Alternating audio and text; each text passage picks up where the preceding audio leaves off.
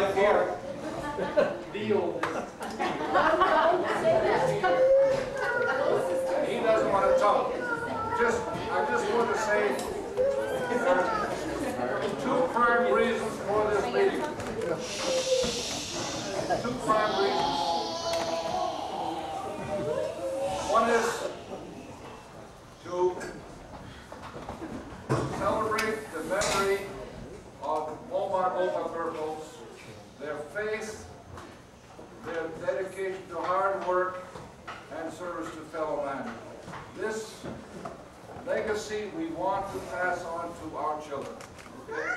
And if we can work through that, we'll have more to say about that. The other one is to do exactly what you do right now, make a lot of noise, a lot of hugs. If you don't know somebody, go out there and just say, listen, we're related. There are 125 offspring of Omar Gerbholz. 125. We've got about 60 here. Okay? So get to know one another. He who knows his history understands the presence and will know the future better. So let's get together. Mention about the color, so you know. Yeah, okay, there's lots of things on it.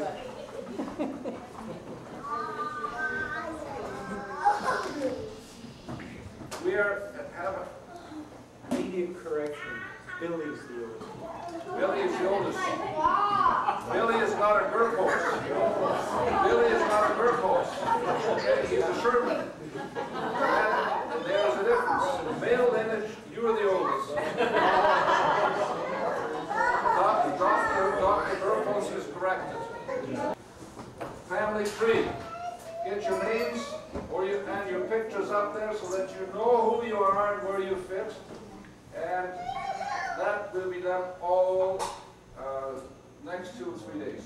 In that corner, if you want to take private pictures, your own camera, there are all kinds of paraphernalia. You put a stupid hat on you. Some of you look dumb enough, you don't need to do anything. Just take pictures of your group, individual, together, or friends. Hello, Nancy. Name tags, have you got your name tags? Okay.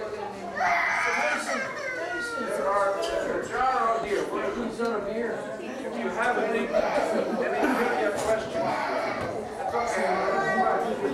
You'll see good work. If you have any questions about anything, any questions? Why is Gary wearing those girl pants? Put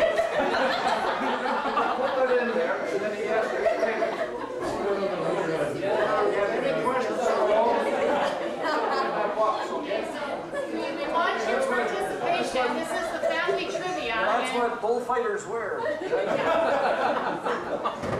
Okay, so ask our questions, put them in there, and we'll see whether we can give you an answer. The other thing is,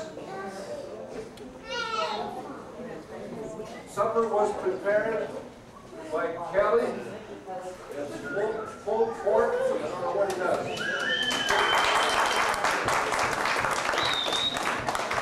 haven't tasted it yet, so why are you laughing?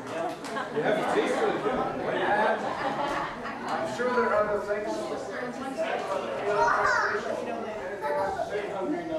No, with the photo booth, Jeffrey has suggested that everybody download an app when they take on with their phone to wedding app, right? I think he sent it out to most people, and with any pictures that we take over the weekend, it's written on the yellow card. We'll go to a central place, and that way we can all access it. So if you're interested in that, that makes it pretty easy. Jeff, did I? Yeah, there's a yellow sign up there that has the name of the app and the login. So Okay. yep. Kaden? Tell Grandpa Sean there. Okay, then. There's Kaden.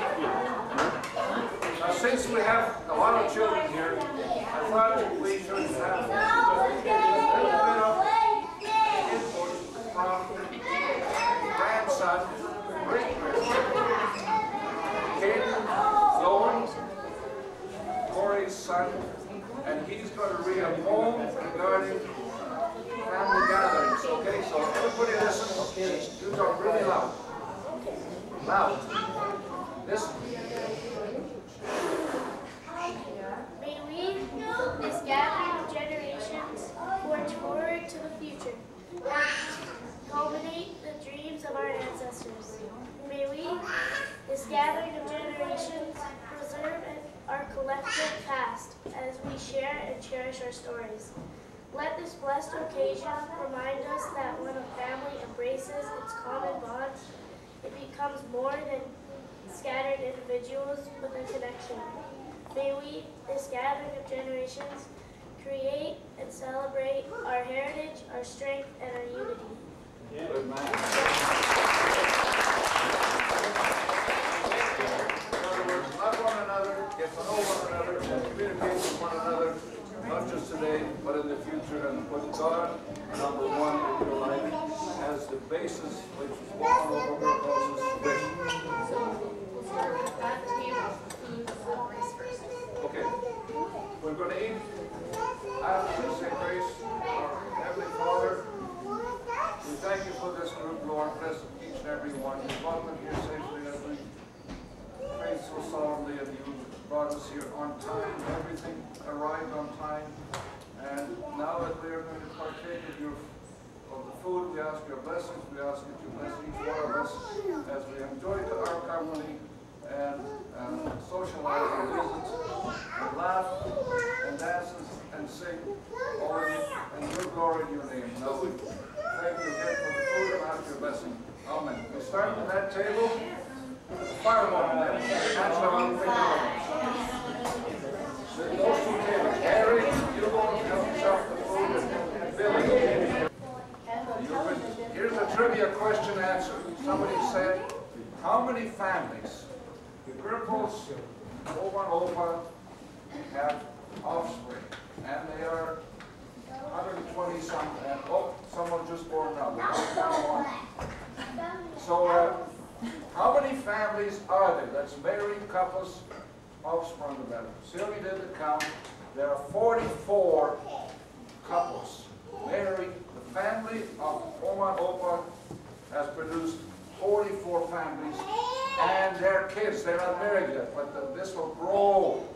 Okay, that's information for those who want to know.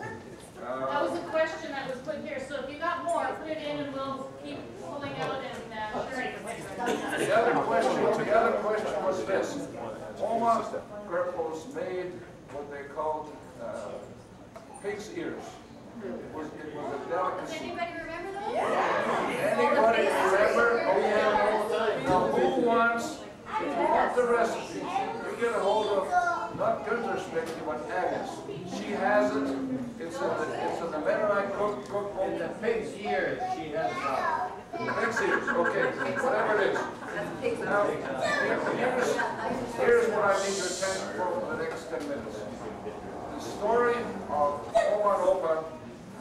I tried diligently to gather as much information as possible, and it's long, but I will abbreviate it. First of all, the family in the mid-1700s are all of German extraction. Germany was in turmoil. The church and the government was very cruel to those who became reformers against the then church. Okay? So the Martin Luther and the Mennonites and the Calvinists and all the Zwinglies, they were not accepted, and there was burning at the stake. So they looked for other land. And we don't know their names because nobody ever found out who they were. If you look around of the children of the Gerbholz clan, they married.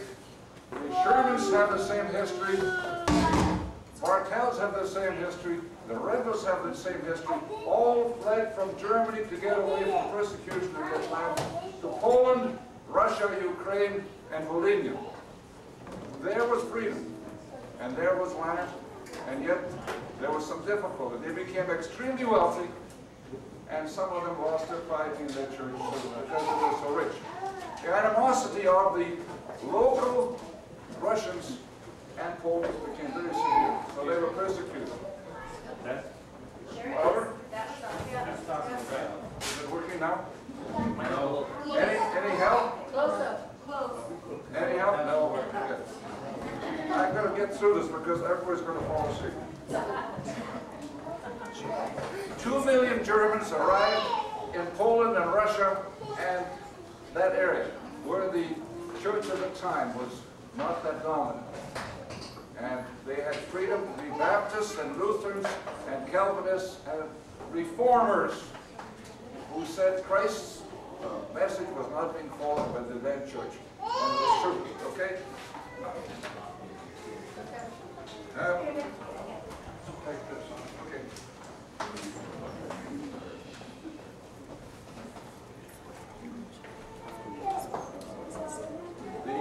Oma was in Poland, Oma was in Volhynian, and then in the Volga district. Oma was, maiden name was Adel, which means nobility. So you could have all been princesses and princes had she not married Opa. But Opa was Gerbholz, tough guy, blacksmith, the hardest working man I've ever met in my life, and some of you have inherited that. You don't get it. Opa was Gerbholz, and Oma was Adel. At age 6, Oma's parents, just listen, the Black Death was common then. The Black Death, which was a plague or cholera. It killed 90% of the people at that time, all over Europe.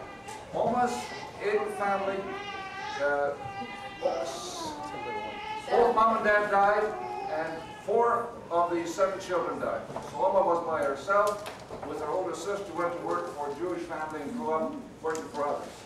Opa, his dad died.